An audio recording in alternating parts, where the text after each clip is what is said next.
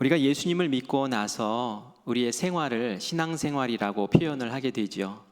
우리가 신앙생활 하면 쉽게 생각할 수 있는 게 이전에 하지 않던 성경을 읽게 되고 기도를 하게 되고 또 주일에 예배 참석하게 되고 또 이제 나아가서는 헌신도 하게 되고 헌금도 하게 되고 또 전도까지 하게 되고 이제 이런 모습을 보면서 신앙생활 한다라고 표현을 하죠.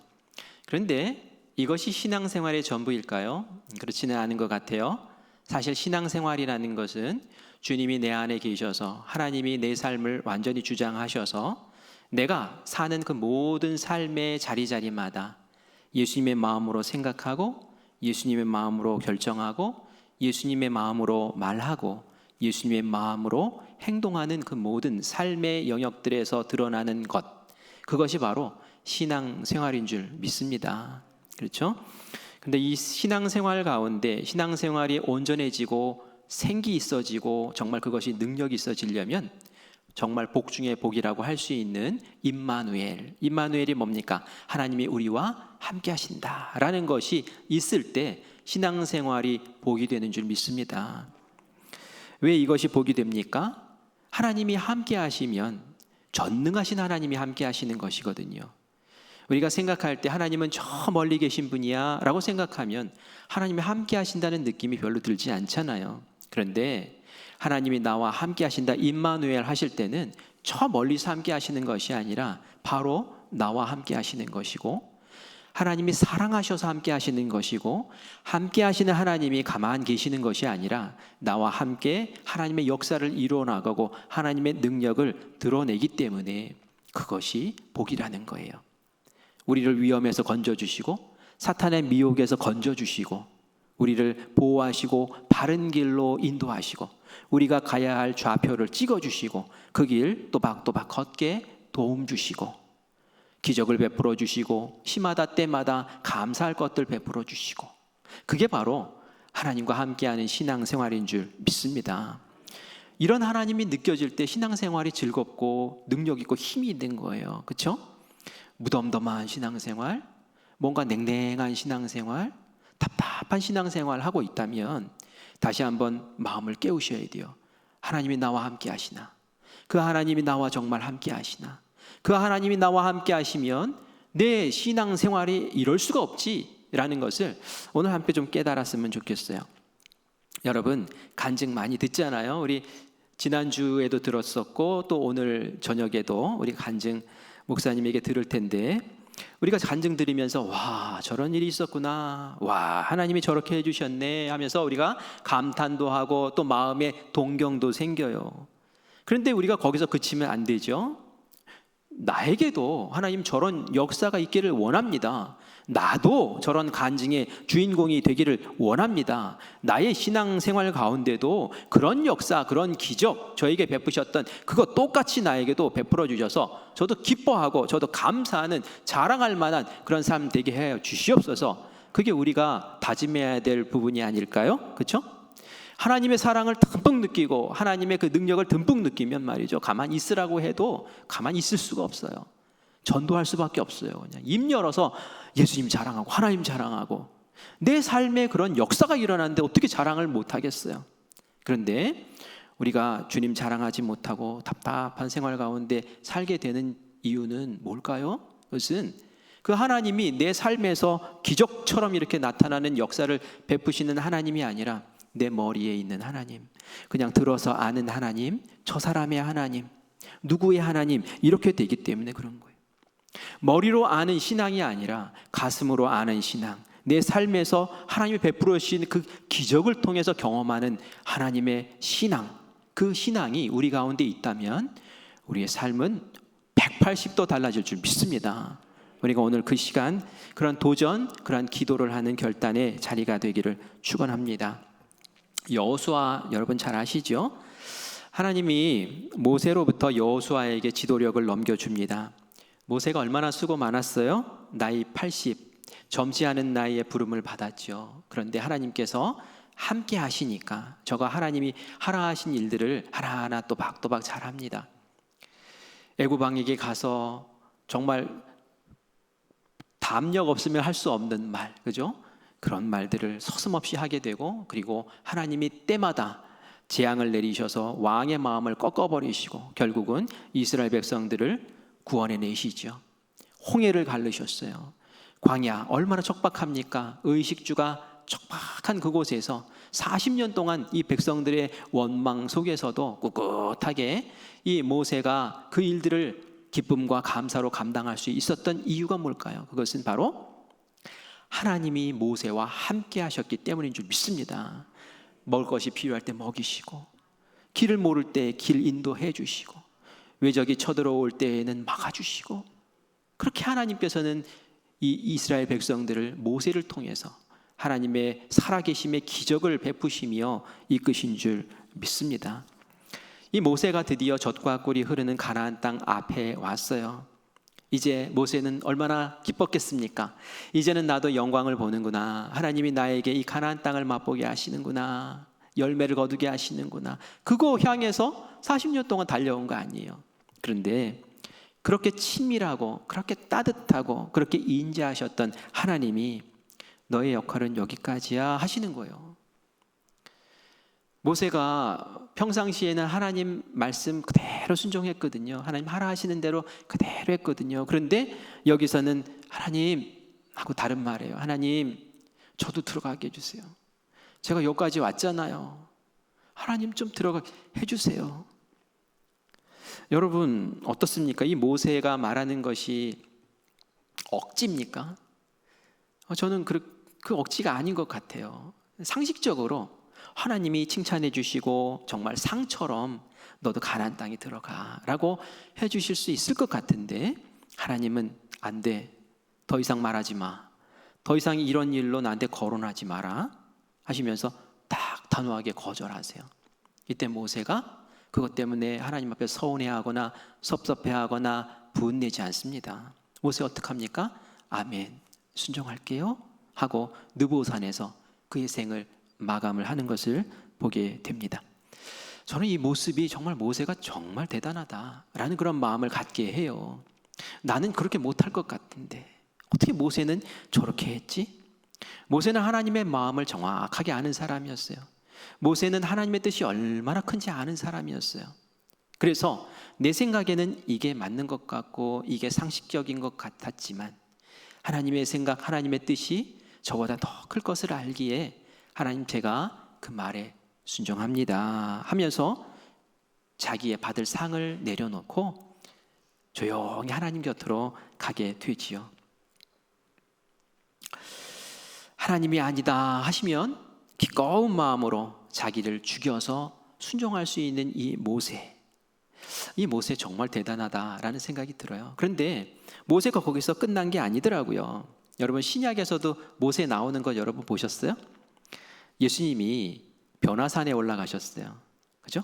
변화산에 올라가셔서 누구랑 상의를 하시는데 예수님이 앞으로 어떻게 순환받고 어떻게 십자가에 달릴 것을 상의를 하시는데 누구랑 상의하셨는가? 성경에 보니까 모세와 엘리야가 내려와서 상의를 하더란 말이에요. 이 말은 뭡니까? 모세가 여기서 열심히 사역하고 하나님이 이리 와 라고 했을 때 하나님이 여기서 끝장내신 게 아니라 여기서 죽이신 게 아니라 이리 와 해서 하늘나라에서 지금 큰 일을 맡고 계시다라는 것을 보여주는 거죠. 그리고 예수님의 장차 어떤 일이 있을지를 모세를 보내셔서 함께 상의하게 하시고 예수님에게 격려하게 하시고 예수님이 그 길을 잘 걸을 수 있도록 돕는 역할까지 이 모세가 와서 하더라는 거예요. 죽은 게 아닙니다. 모세는 더 큰 일을 하나님께서 맡기시고 그 역사 가운데 지금 사용되어지고 있는 줄 믿습니다. 예수님도 겟세마네 동산에서 자기의 뜻을 꺾으셨어요. 하나님께 순종했어요. 예수님도 이 잔을 저에게서 좀 지나가게 해달라고 그렇게 하나님께 피땀 흘려 기도했어요. 하나님 뜻을 몰라서 기도한 게 아니죠. 이미 여러 차례 제자들에게 내가 어떻게 될 거야, 순환받을 거야 다 얘기하신 상태예요. 그럼에도 불구하고 예수님이 피땀 흘려서 기도하는 거예요. 하나님, 이 잔을 저에게서 좀 지나가게 해주세요. 제가 이 땅에서 할 일이 아직도 남았잖아요. 이 제자들 얼마나 어리숙합니까? 제자들 조금 더 가르치게 해주세요. 1년만 더 할게요. 하나님, 이 땅에 복음 들어야 될 사람이 얼마나 많습니까? 하나님의 나라, 제가 너무너무 잘하는 그거 조금 더 전하게 해주세요. 이 땅에 굶는 사람, 핍박받는 사람, 외로움 당하는 사람 얼마나 많습니까? 하나님 조금만 더 고치고 갈게요. 얼마나 맞는 말이에요. 근데 하나님은 아니라고 하시는 거죠. 예수님이 제 마음은 그렇지만 하나님의 뜻대로 하세요 하고 딱 순종할 때에 예수님은 죽었어요. 그렇죠? 고난받고 십자가에서 죽으셨어요. 그런데 끝이 아니었어요. 하나님께서는 예수님을 다시 살리셨어요. 그리고 십자가에서 모든 인류를 구원하는 역사를 이루어내신 줄 믿습니다. 예수님이 자기 생각 붙잡고 더 살고 이 땅에서 뭔가를 할 수도 있었죠. 하지만 하나님은 인류를 구원하시는 이 일을 십자가의 죽으심으로 이루신 줄 믿습니다. 그리고 예수님의 제자들이 한 사람 한 사람이 예수님처럼 되어서 그들이 예수님이 하셨던 기적을 베풀고 말씀을 선포하면서 그 일을 똑같이 감당해낸 줄 믿습니다. 우리 생각에는 아닌 것 같은데 라고 하지만 하나님의 뜻에 내가 죽을게요 라고 딱 순종하면 하나님은 놀라운 역사를 베푸시면서 기적의 은총을 우리에게 베푸시는 줄 믿습니다. 이게 바로 순종을 통해서 이루는 하나님의 기적의 놀라운 역사라는 거예요. 이제 바통을 받은 여호수아가 백성들을 이끌고 이제 가나안 땅으로 들어가야 돼요. 그런데 기뻤을까요? 두려웠을까요? 이제 이스라엘의 짱이 됐는데 기쁨보다는 두려움이 컸어요. 오죽하면 하나님께서 두려워하지 마, 놀라지 마 하면서 하나님께서 그렇게 격려를 하셨을까요? 왜 두려웠을까요? 모세에 비하면 아무것도 아닌 거예요, 자기가. 특별히 모세가 능력이 있었던 것은 하나님이 모세를 통해서 계속 역사하셨기 때문이잖아요. 그걸 누구보다 잘 아는 사람이 여호수아예요. 그 하나님은 모세의 하나님이시지 나의 하나님은 아직 아닌 거예요. 그러니까 두렵고 염려된 거예요. 이때에 하나님께서 여호수아에게 복을 주세요. 그 복은 다른 게 아니에요. 내가 너와 함께 할게. 바로 임마누엘의 복을 선포하십니다. 여러 차례 말씀하세요. 우리 여호수아 1장 5절 말씀 같이 읽어보겠습니다. 시작. 내 평생에 너를 능히 대적할 자가 없으리니 내가 모세와 함께 있었던 것 같이 너와 함께 있을 것임이니라. 내가 너를 떠나지 아니하며 버리지 아니하리니. 그렇죠? 아멘. 하나님이 모세와 함께 있었던 것처럼 이제는 너와 함께 한다. 여호수아 너와 함께 한다 라고 분명히 말씀하세요. 버리지 않는다. 너와 영원히 함께 한다 라고 그렇게 약속하세요. 여호수아 1장 9절 말씀입니다. 내가 내게 명령한 것이 아니냐. 강하고 담대하라. 두려워하지 말며 놀라지 말라. 네가 어디로 가든지 네 하나님 여호와가 너와 함께 하느니라 하시니라. 아멘. 아멘. 강하고 담대하라. 놀라지 말아라. 두려워하지 말아라. 그 이유, 그 근거가 뭡니까? 바로 하나님이 함께 하신다는 거예요. 그 하나님이 너와 함께 하신다는 거예요. 그 전능하신 하나님이 함께 하시는데 뭐가 두렵습니까? 그렇죠? 하나님이 함께 하시는 복이 바로 이거라는 거예요. 우리 본문 7절도 같이 읽어보겠습니다.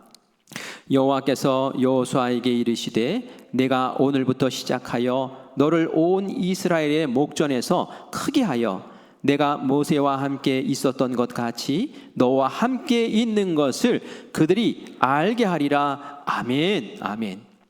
너만 아는 것이 아니라 이제는 이스라엘 백성도 하나님이 여호수아와 함께하는 것을 다 알게 해주겠다라고 말씀하시는 거예요. 그래서 모세가 이전에 이스라엘 백성의 우두머리가 되었던 것처럼 너도 이스라엘 백성들에게 우두머리가 되고 그 권위를 인정받도록 내가 만들고야 말겠다라고 하나님 약속하시는 거예요. 어떻게? 함께 하심으로, 함께 하심으로. 그래서 우리가 복 중에 복이 하나님이 함께 하십니다라는 것이라는 이유가 바로 여기 있는 거예요. 하나님이 함께 하시면 하나님의 권능이 나의 권능이 되는 거예요. 하나님의 역사하심, 하나님의 지혜로우심이 바로 나의 지혜가 되는 거예요. 그래서 하나님 함께하여 주시옵소서. 그걸 우리가 사모해야 될 줄 믿습니다. 그리고 하나님께서 함께 하신다는 것을 무엇으로 보여주죠? 여러분, 하나님 함께 하시는 게 보입니까? 하나님이 함께 하시는 것을 보여주시길 원하시는데 그 보여주심은 바로 기적을 통해서 보여주시는 거예요. 기적을. 사람이 할 수 없는 것을 하시는 거예요. 그러면서 와, 이거 하나님이 하셨구나 라는 것을 알게 되면서 하나님을 바라보게 되고 하나님이 바로 여기에 계시구나 라는 것을 느끼게 된다는 말이죠. 그래서 기적이 성경에 나오는 것으로 끝나는 것이 아니라 내 삶에서 펼쳐질 때 오, 하나님 나와 함께 하십니다. 그 마음이 얼마나 뜨거워지고 내 신앙생활이 얼마나 달라지겠습니까? 그걸 경험하는 우리 모두가 되기를 간절히 축원합니다. 이스라엘 백성들이 이제 동편에서 서편으로 가나안 땅으로 들어가야 합니다. 그런데 그들을 가로막는 강이 있었어요. 무슨 강일까요? 요단강, 그죠? 요단강. 우리가 강을 건너려면은 보통 뭘 이용하죠? 배 이용하죠. 배 만들어서 이동하면 돼요. 그런데 하나님이 이제 이스라엘 백성들이 가나안 땅에 들어갈 초입에 이 첫 사건에 내가 기적을 베풀어서 내가 너희들과 함께한다라는 것을 꼭 보여주기 원하셨어요. 그래서 배가 아니야. 배는 사람의 방법, 하나님의 방법으로 건너가게 하겠다라고 하셔서 여호수아에게 말씀을 주시죠. 기적을 베푸시겠다는 말씀을 주시는 거예요. 그럼 뭡니까? 내가 강을 막아서 너희들이 맨 땅 밟고 지나가게 만들어 줄게 라는 거예요. 와, 이게 가능합니까? 그런데 하나님이 그걸 하시겠다는 거예요. 기적을 베푸시겠다는 거예요. 하나님을 보이시겠다는 거예요. 그러면서 이스라엘에게 해야 할 일을 알려주세요. 6절에 보니까 여호수아가 받은 대로 이제 말씀을 전하는 거죠. 또 제사장들에게 말하여 이르되 언약궤를 메고 백성에 앞서 건너라 하며 곧 언약궤를 메고 백성에 앞서 나아가니라. 아멘. 뭐예요? 그 제사장들에게 언약궤를 메라고 한 거예요. 그래서 앞서 나가라, 백성들 앞에 나가라, 백성들은 그 뒤를 따른다, 이렇게 명령을 한 거죠. 그리고 8절에 보니까 너는 언약궤를 맨 제사장들에게 명령하여 이르기를 너희가 요단 물가에 이르거든 요단에 들어서라. 요단 강에 가면은 요단 강물로 첨벙첨벙 들어가서 거기 서 있으라는 거예요. 그렇게 하라는 거예요. 그게 방법이라는 거예요. 하나님이 기적을 베푸시는 방법이라는 거예요. 그날이 되었어요. 제사장들이 언약궤를 메고 앞장서서 갑니다. 언약궤가 앞장선다는 것은 하나님이 앞장서서 가신다는 거예요. 하나님의 언약궤 위에 그 시은소에 임재하셨거든요. 하나님이 앞서서 가시는 거예요. 너희들 나를 따라라 하고 가시는 거예요.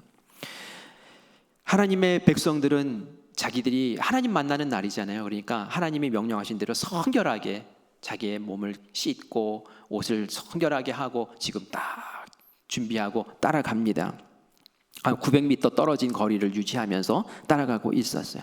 법궤를 맨 제사장들이 이제 강가에 도착했어요. 제가 요단강 가보니까 요단강이 그렇게 폭이 넓지도 않고 물도 좀 더럽게 보이고 그렇더라고요. 그래서 실망했어요. 요단강 하면 엄청난 강인 줄 알았는데, 그런데 말이죠, 물이 차면은 물이 많은 때가 되면은 이 강폭도 넓어지고 한 30m쯤 되고 깊이도 한 3, 4m쯤 되고 그 물 흐름도 굉장히 빠르다고 얘기를 해요. 그래서 그 강에 딱 이제 도착을 한 거죠. 홍해를 가를 때는 하나님께서 미리 다 갈라놓으셨잖아요. 갈라놓고 그 다음에 가라고 하셨잖아요. 그런데 이번에는 좀 방법이 다르죠. 어떻게 하라고 그랬어요? 제사장들에게 들어가라고 그랬어요. 언약궤를 맨 제사장들이 어떻게 했을까요? 그 강가에서 쭈뼛쭈뼛 했을까요? 망설였을까요? 여호수아에게 한 번 더 물어봤을까요? 아니에요. 그러지 않았어요. 강에 딱 도착하자 그 범람한 강에 저벅저벅 아무 소리 없이 걸어서 들어갑니다. 그리고 그곳에 우뚝 섭니다. 이들이 우뚝 서자 흐르던 물이 멈추는 거예요. 여기서 척척척척 쌓여 올라가는 거예요.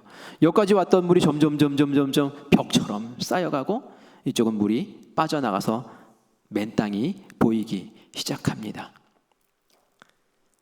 이 대목에 왔을 때 우리 믿는 사람들, 하나님의 전능하심을 믿는 사람들은 아멘, 하나님이 하셨습니다 라고 고백할 줄 믿습니다. 그런데 같이 신앙생활해도 머리로 신앙생활하는 사람은 에이 그런 게 어딨어, 그런 게 어딨어, 요즘 세상에 그런 걸 어떻게 믿어, 이러는 분도 계셔요. 이러는 분도. 성경학자 가운데, 신학자 가운데도 말이죠, 성경에서 좀 기적 뭐 이런 것 좀 뺐으면 좋겠다라고 얘기하는 사람이 있어요. 그 신화적인 내용을 좀 빼라. 그래야지 세상 사람들이 그걸 보고 믿지, 신앙을 갖지. 이거 뭐 신화적인 내용을 이렇게 담아놓으면은 이거 누가 믿겠냐는 거예요. 요즘 세상에, 이 머리 합리적인 이 세상에 그렇게 이야기하는 사람이 있어요. 성경에서 기적 빼고 이사 빼고 그러면은 뭐가 남겠습니까? 뭐가 남아요? 우리가 하나님 믿는 이유가 뭡니까? 하나님은 우리가 할 수 없는 일, 그 전능하신 권능으로 기적을 베푸시기 때문에 믿는 거 아닙니까? 그게 하나님이시기 때문에 믿는 거예요. 우리 하나님 믿으러 여기 오지, 하나님이 그런 능력도 없으신 분이라면은 우리가 뭐하러 여기 나와서 하나님 찾고 예배드리고 기도하고 하나님께 간구하느냐 말이에요.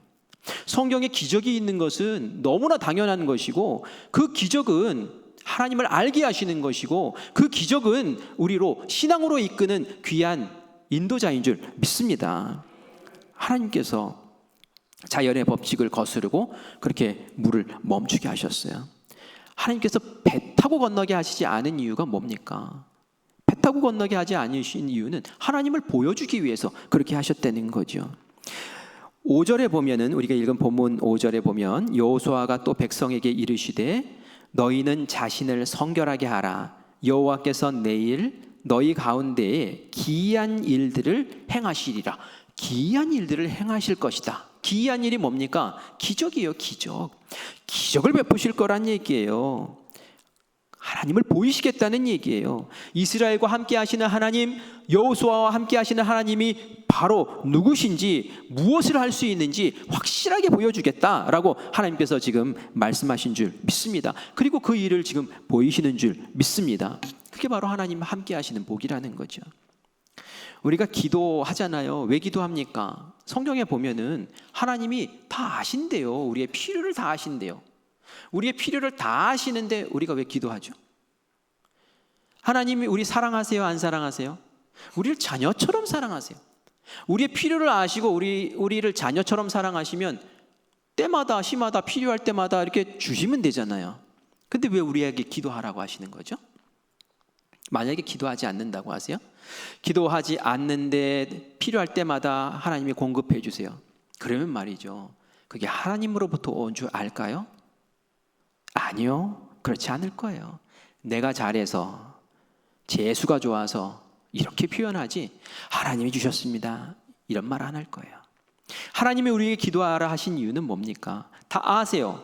하지만 너희가 기도해서 그것을 딱 받을 때에 누가 주셨는지, 누가 역사하셨는지, 누가 함께 하시는지, 지금 누가 너를 지키시는지 하나님 알게 하기 위해서 그렇게 하시는 줄 믿습니다. 그래서 우리가 하나님 앞에 기도하고 하나님 앞에 응답받고, 그러면서 우리의 믿음이 더 커지고 하나님을 향한 신실함이 더 커져야 될 줄 믿습니다.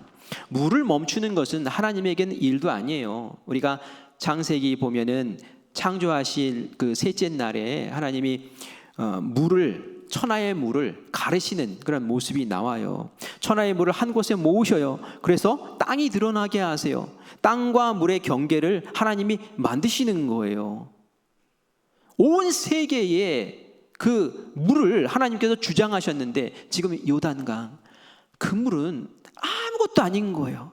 그걸 가지고 우리는 와 하지만 하나님은 그냥 그게 일상인 거예요. 그런 하나님이 바로 우리 하나님을 믿습니다. 예수님도 하셨잖아요. 예수님도 배 타고 가시다가 풍랑이 일어서 막 배가 뒤집힐 상황이 되니 제자들이 예수님 깨우고 난리를 칩니다. 예수님이 딱 한마디 하세요. 잠잠하라. 그러니까 싹 잠잠해져 버려요. 제자들이 깜짝 놀라죠. 이가 누구시기에 이런 일을 할 수 있지? 하나님의 아들이니까 당연히 할 수 있는 것이죠. 우리가 믿는 하나님, 우리가 믿는 예수님, 바로 그런 분이신 줄 믿습니다. 바로 이런 기적이 있기 때문에 이런 기적을 통해서 하나님을 알게 되고 예수님을 알게 되고, 그분이 바로 나의 주님이심이라고 고백되어지는 줄 믿습니다. 그래서 머리로 하는 신앙이 아니라 기적을 경험하는 그러한 신앙, 그러한 체험이 우리에게 너무너무 중요하고 필요한 것이라는 거죠. 제사장들이 아무런 망설임 없이 물가에 들어갔어요. 우뚝 섰어요. 그 마음은 하나님을 전적으로 믿는다는 마음이에요. 조금이라도 하나님 신뢰하지 않는 불신앙이 있었다면 어떻게 했겠어요? 한번 멈춰서서 물어봤을 거예요. 정말 들어가요? 이렇게 물어봤을 거예요. 그러나 그렇지 않았어요. 그냥 직진해서 들어갑니다. 왜? 하나님 믿으니까, 하나님 신실하니까, 그 말씀이 무엇인지 아니까 저는 순종합니다. 바로 그거예요. 기적은 무엇을 통해서 일어납니까? 순종을 통해서 일어나는 거예요. 그냥 하나님께서 기적 그냥 막 베풀어 주시는 게 아니라 순종하는 모습을 보시고, 아, 내 말에 순종하는구나, 내 말을 정말 믿는구나, 나를 정말 신뢰하는구나, 신뢰하는 너에게 내가 누구인지를 보여주고 알려주며 하면서 하나님께서 기적을 베풀어 주시는 줄 믿습니다. 이스라엘 백성들이 땅이 드러나자 이제 그곳을 통과합니다. 쫙 통과할 때에 이들의 마음에 어떤 생각이 들었어요? 와, 지금 하나님이 정말 살아계시구나, 이런 생각 들지 않았겠습니까? 그들은 아버지 세대로부터 들은 말이 있었어요. 뭘 들었겠습니까? 우리가 애굽에서 나올 때 하나님이 홍해를 갈르셨어, 바다를 갈르셨어. 그래서 우리가 맨 땅 밟고 지나갔어. 와, 정말 하나님 그런 하나님이세요? 야, 정말 놀라운 하나님이시네요. 머리로 들었던 하나님. 그런데 지금 어떻습니까? 그 요단강 바닥을 걸어가면서 옆에 쌓인 물을 바라보는 그들의 마음에는, 와, 나의 하나님, 살아계신 하나님, 지금도 나와 역사하시는 하나님이십니다 라고 고백하는 산 경험, 그것이 바로 기적을 통해서 일어난 줄 믿습니다. 이 일로 여호수아도 하나님은 모세의 하나님이 아니라 이제 나의 하나님입니다 라고 고백할 수 있게 됐을 거예요. 이스라엘 백성도 하나님은 우리의 하나님이 확실하십니다 라고 고백할 수 있게 되었죠. 가나안 땅에 있었던 족속들은 그냥 마음이 와장창 무너졌어요. 왜 무너졌을까요? 이스라엘과 함께 동행하는 그 하나님이 어떤 분이신지 이제는 봤거든요. 요단강을 갈라서 막 들어와요. 맞서 싸울 수가 있습니까? 이들과 그냥 확 찌그러지는 거예요. 하나님은 이렇게 기적을 통해서 믿음을 세우시고 상황을 여시고 환경을 주장하시고 그러면서 하나님의 살아계심을 우리에게 확실히 보여주시는 줄 믿습니다. 그래서 우리가 하나님 함께하심, 그 함께하심의 기적을 우리의 삶에서 꼭 보여주세요 라는 그러한 기도와 결단과 하나님께 나아가는 그런 모습이 우리에게 있어야 될 줄 믿습니다. 우리가 이 말씀을 보면은 와, 너무 뚜렷하죠. 하나님 말씀 주시고 그 말씀 받고 우리가 딱 순종하니까 하나님이 기적을 베풀어 주시네. 너무 순탄해요. 그죠? 그리고 여호수아도 그렇고 제사장도 그렇고 백성들도 그렇고 그 말 한마디 한마디에 다 순종해요. 한마디 흐트러짐 없이. 그리고 하나님의 기적을 다 체험해요. 굉장히 순탄해요. 그런데 우리의 일상이 그렇다면, 우리의 삶이, 우리의 신앙의 삶이 그렇다면 우리도 기적을 엄청나게 체험할 거예요. 그런데 우리가 기적을 많이 체험하지 못하는 데에는 어떤 걸림이 있기 때문에 그래요. 지금 우리는 순탄하게 된 것만 봤는데 우리가 순종하는 게 쉽습니까? 하나님 말씀 주셨을 때에 거기에 순종하는 게 쉬우냔 말이에요. 어떤 사람은 그 순종의 걸림돌이, 어떤 사람은 이거 하나님 말씀이긴 한데 내 뜻하고 달라, 내 마음하고 달라, 내 상식하고 달라, 그래서 어려워, 못하겠어, 이렇게 하는 경우가 있어요. 모세 보세요. 모세, 너 여기서 죽어 라고 할 때 하나님, 그거 아니잖아요. 하나님 들어가만 해주세요. 이렇게 버티고 땡깡 쓰고 이렇게 할 수도 있단 말이에요. 하나님 실망했습니다, 이럴 수도 있단 말이에요. 근데 모세 이렇게 했단 말이에요. 그런데 그게 쉬운 일이 아니라는 얘기, 아무나 할 수 있는 게 아니라는 얘기예요. 또 어떤 걸림돌이 있는 줄 아세요? 하나님께 순종해야 될 그 거리가, 그게 너무, 그 내용이 너무 나에게 커. 너무 커. 하나님, 이걸 내가 다 포기하라고요? 이걸 내려놓으라고요? 아니, 이거 나 죽으라고요? 아이고, 못해요 하나님, 너무 하시잖아요, 이러면서 못할 수도 있어요. 제가 오늘은 시간이 많지가 않기 때문에 오늘은 하나님 그거 아니잖아요, 상식적이지 않아요 라고 하는 그 부분만 얘기를 할게요. 그 부분에 가시를 좀 빼야 되니까 그 부분 얘기하고, 금요 성령 집회 때는 하나님 그거 너무 감당하기 어려워요, 이 부분을 제가 얘기를 하려고 해요. 요단강에서 우리가 일어난 사건을 보았기 때문에 제가 요단강 이야기를 조금 더 할게요. 열왕기하 5장에 보면 아람의 군대 장관 나만 장군의 이야기가 나와요. 이 사람이 그 나라의 왕에게, 백성들에게 정말 칭송받고 사랑받는 그런 장군이었어요. 근데 이 장군이 나라를 구했거든요. 근데 이 장군이 그렇게 사랑받는데, 존경받는데 한센시병에 걸린 거예요. 그러니 이제는 격리돼서 정말 죽는 일밖에 없는 거죠. 그런데 이 장군의 귀에 그 집에 있었던 이스라엘에서 잡아온 계집 종의 이야기가 들려요. 뭐였냐면은 이스라엘에 가면, 사마리아에 가면은 선지자가 한 명 있는데 그 선지자가 저거 낫게 해줄 텐데 그 얘기를 딱 들은 거예요. 그 선지자가 누구일까요? 엘리사라는 선지자예요. 그 이야기를 들으니까 갑자기 마음에 믿음이 팍 생긴 거예요. 지금 지푸라기로도 잡아야 될 상황이잖아요. 그래? 그러면서 가자라고 이야기가 된 거예요. 잘했어요, 못했어요? 나만 장군 잘했죠. 잘했어요. 생명의 줄을 지금 잡은 거예요. 갔는데 엘리사가 이 나아만 장군을 환영하면서 맞아주지를 않는 거예요. 집에서 나오지도 않아요. 보물을 싸가지고 가서 탁 지금 바치고, 그리고 또 안수받으면서 어떻게 뭐 이렇게 또 치유도 받고 막 이럴 생각을 가지고 갔는데 이게 웬걸요? 나오지도 않고 환영도 안 하고 그 종 보내가지고 뭐라고 얘기하는지 아세요? 요단강에 가서 7번 몸을 담그면 깨끗이 나을 것이다. 이렇게 얘기하는 거예요. 그 말을 듣는 순간 나만 장군이 예스 하고 물에 들어갔을까요? 안 했어요. 화가 팍 났어요. 그리고 나서 일어나, 다시 우리나라로 돌아가자 이러는 거예요. 왜 그랬을까요? 그 마음에 이게 뭐야? 나를 왜 왜 나를 이렇게 대접하지? 내가 이웃나라의 장군이야, 장군.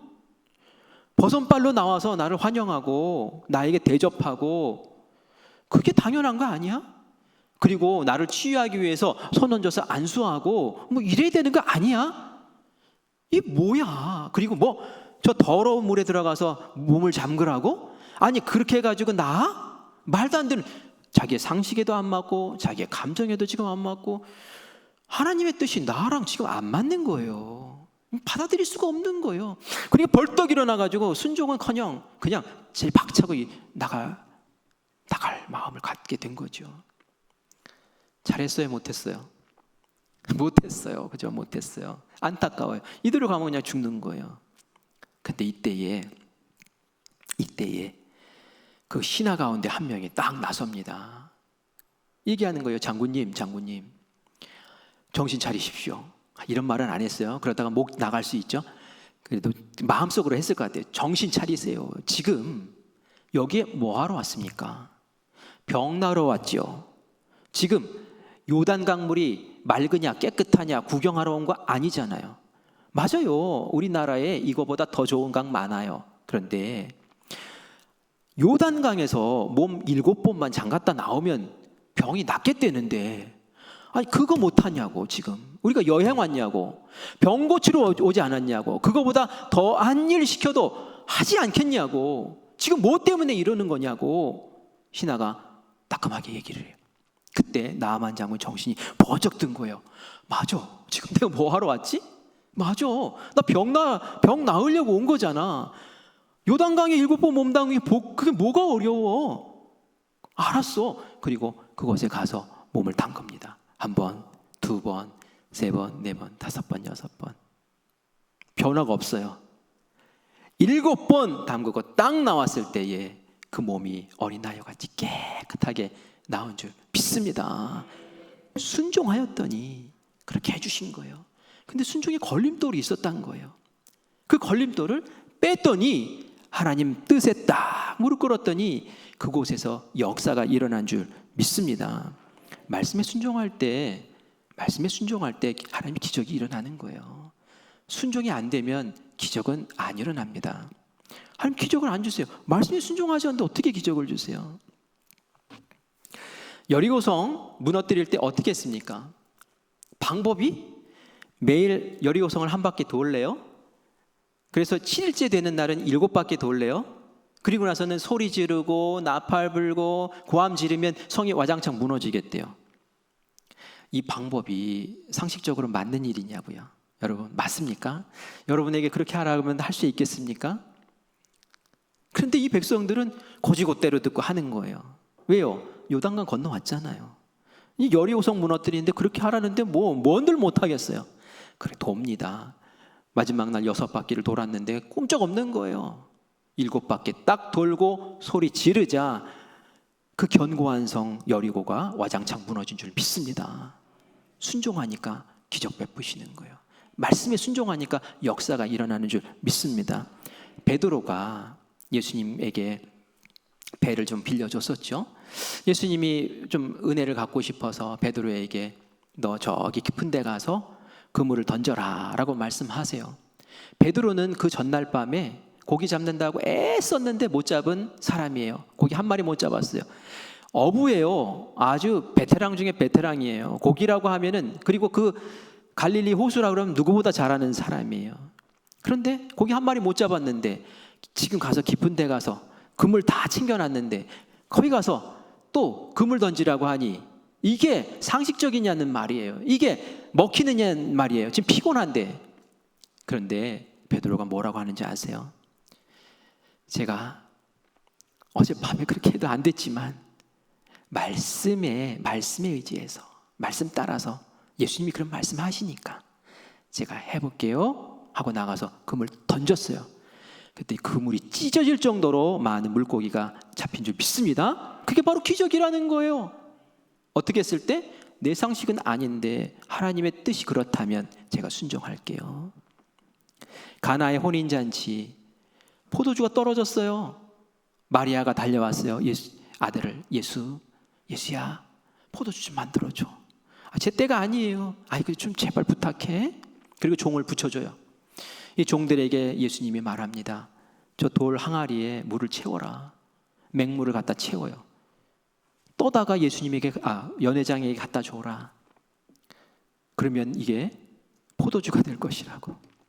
아니, 그게 가능한 일이에요? 여러분, 물 떠서 갖다 주는 게 가능한 일이냐고요. 그런데 연회장이 받아들고는 뭐라고 합니까? 이야, 어떻게 이런 고급진 포도주를 감춰놨다 지금 내놓느냐고. 안 될 것 같은데 하나님 뜻에 순종하면 이루어지는 줄 믿습니다. 기적은 그렇게 일어나는 거예요. 기적은 그렇게. 우리가 내 상식대로 살고 내 마음, 내 감정대로 살면 딱 내가 사는 거지. 그게 하나님이 개입하신 삶입니까? 그냥 내가 이끌어가는 거예요.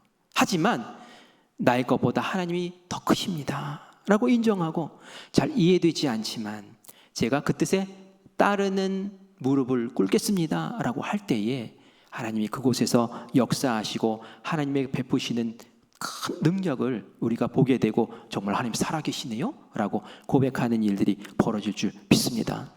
여러분, 하나님이 우리에게 순종하라고 하는 것은 어려운 게 사실 아니에요. 물 항아리에 물 부어서 그거 떠다 줘라. 그게 어려운 일입니까? 하나도 어렵지 않아요. 그렇죠? 여리고성 돌아라. 이 어려운 일입니까? 아니에요. 산책하듯이 돌면 되는 거예요. 이거 하나도 안 어려운 일이에요. 요단강에 가서 언약궤 들고 서라. 하나도 안 어려워요. 뭐가 어렵습니까? 내 마음과 내 생각, 내 감정이 안 맞으니까 어려운 거예요. 근데 그걸 딱 내려놓을 때 하나님은 그 순종을 보시고 하나님의 큰 역사를 이루시는 줄 믿습니다. 여러분들, 그래서 기적 체험하고 싶고 나에게도 기적이 일어나기를 원하고 하나님 살아계심 나도 보기를 원하고 나 간증의 주인공 되고 싶습니다 라는 마음이 있다면, 그런 결심이 있다면, 그런 소망이 있다면, 하나님 제 감정도 내려놓을게요. 하나님 제 상식도 내려놓을게요. 하나님 제 주장도 내려놓을게요. 하나님 제가 순종합니다. 하나님 제가 죽을게요. 하나님 살리시는 그 기적을 다시 한번 저에게도 보여주세요. 하나님 역사해 주세요 라고 그렇게 고백하시길 바랍니다. 그곳에서 하나님의 능력이, 기적이, 내가 상상해서 못했던 그런 역사가 드러날 줄 믿습니다. 저는 나아만 장군이 참 복이 있다 그런 생각이 들었어요. 왜 복이 있습니까? 계집 여종이 거기 가면 낫는다라는 얘기를 해줬잖아요. 하나님 만나면 낫는다라는 얘기를 하나님 만나면 기적이 일어난다라는 얘기를 이 계집 요정을 통해서 들었잖아요. 그래서 복이 있는 거예요. 나만 장군 또 복이 있어요. 왜 복이 있습니까? 순종 안 하려고 할 때 그 옆에서 정신 차리게 해준 신하가 있어서 감사한 거예요. 만약에 그 신하가 잘못 말했다 목 잘릴 수 있어 하고 입 딱 다물고 있으면 무슨 일이 있었겠어요? 그런데 목숨 걸고 얘기한 거예요. 왕이시여, 정신 차리세요. 지금 그거 가지고 순종 못합니까? 그건 아니잖아요 라고 했을 때 이 나만 장군의 마음이 녹아지고, 그래 한번 해보자 라고 순종하는 자리에 딱 들어섰을 때에 나만 장군에게 기적의 역사가 일어난 줄 믿습니다. 제가 이 말씀 드리는 건 뭘까요? 우리 주변에 나도 기적 체험해야겠죠? 기적을 체험해야 될 사람인데 이 사람이 아직 모르면 야, 하나님의 기적 우리 구하자라고 계집종처럼 그렇게 말할 수 있는 입술이 되기를 간절히 바랍니다. 또 주저앉아서 어쩔 줄 몰라 하는 사람에게 야, 7번 담궈. 아니 그것 때문에 순종 못해? 그것 때문에 안 해? 그거 아니잖아 하면서 권면해주고 끝까지 순종의 자리에 설 수 있도록 그렇게 격려해주는 그런 사람 되기를 간절히 바랍니다. 또 하나님의 명령 듣고 언약궤에 맨 제사장들처럼 의심하지 않고 딱 들어서서 이들이 기적을 임하게 만들고 많은 백성들이 그 기적을 누리게 만드는 그러한 기적의 용사들이 되기를 간절히 축원합니다. 우리 큰빛교회 기적이 넘쳐나는 교회 되기를 원합니다. 문제가 해결되고 아픈 사람들이 낫고 영적으로 곤고한 사람들이 다시 한번 일어서고 그 마음에 어려운 사람들이 다 주님의 기적으로 회복되어지는 그런 은혜가 분명히 있을 줄 믿습니다. 우리 큰빛교회 그렇게 하나님께서 사용하실 줄 믿습니다. 그러려면 우리 구성원들이, 우리 지체된 우리들이 그것들을 경험해야 되는 것이죠. 그래서 제가 요즘 기도하는 게 뭔지 아세요? 금요일에 우리 성도들이 간증하는 시간들이 넘치게 하여 주시옵소서라고 기도를 해요. 왜 그렇게 기도할까요? 기적을 체험하라고, 기적을 체험하라고, 하나님 살아계신 것 체험하라고 제가 그렇게 기도하고 있습니다. 그런 역사들이 오늘 이 예배에 참석하시고 방송으로 보시는 우리 성도님들 가정마다, 기업마다, 자녀마다 일어나는 은혜를 꼭 누리시기를 간절히 축원합니다. 아멘. 우리 찬양할 텐데요. 주님 말씀하시면 내가 나아가리다. 주님 뜻이 아니면 내가 멈춰서리라. 이게 뭡니까? 순종하겠다는 뜻이에요. 그죠? 주님이 이끄시는 대로 순종하며 살겠습니다. 그게 바로 기적을 이끌어내는 귀한 삶인 줄 믿습니다. 우리가 하나님께 기적을 구할 수 있어요. 그런데 하나님께 기도를 구할 수는 없어요. 하나님, 우리를 위해서 기도해 주세요. 이거 말도 안 되는 거예요. 기도는 내가 하는 거예요. 하나님 말씀 읽어주세요. 그건 아니에요. 말씀은 우리가 읽는 거예요. 기도하고 말씀을 읽을 때에 그 안에서 하나님의 뜻이 보이는 거예요. 내가 무엇에 순종해야 될지가 보이는 거예요. 하나님께서 뜻을 보이셨을 때 우리는 순종하고 기적은 하나님이 하시는 거죠. 하나님, 제가 기적을 체험하기 위해서 기도하겠습니다. 하나님, 제가 기적을 체험하기 위해서 말씀 보겠습니다. 하나님, 제가 기적을 체험하기 위해서 뜻 가운데 순종하겠습니다. 그렇게 할 때에 하나님 우리에게 기적 베푸실 줄 믿습니다. 아멘. 새벽 기도 여러분 깨우세요. 금요 성령 집회 여러분 깨우세요. 흔들어 깨우세요. 나와서 기도하세요.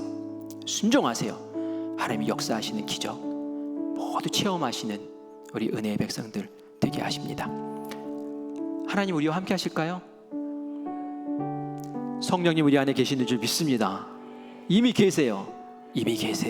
그 성령님 붙잡고 다시 한번 일어섭시다. 아멘. 우리 찬양합시다.